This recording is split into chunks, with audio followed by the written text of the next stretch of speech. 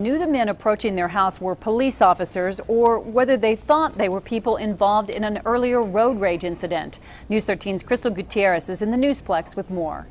And Diane, police say they tracked the vehicle reportedly involved in the possible road rage incident to the brothers' home. But when officers walked up to the house, someone from inside shouted they had guns. Then gunshots rang out. The crime scene stretches all the way into the driveway leading up to the brothers' home. That's where police say the truck reportedly involved in the possible road rage was parked. Police were there to question the driver of that truck. Detectives say as officers approached the home, someone yelled out, quote, "We have guns."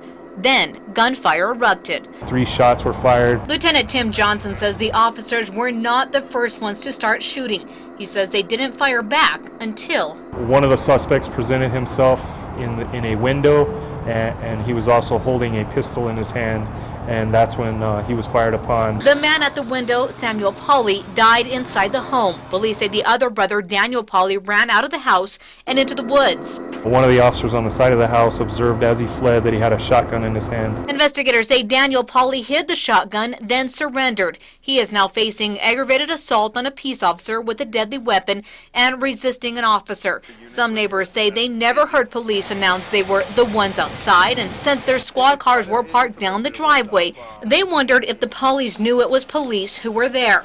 So we asked Lieutenant Johnson if it's protocol for his officers to announce that they are at the residence. This is what he said. Yeah, it's always good practice to do that first, but obviously some situations don't allow for that.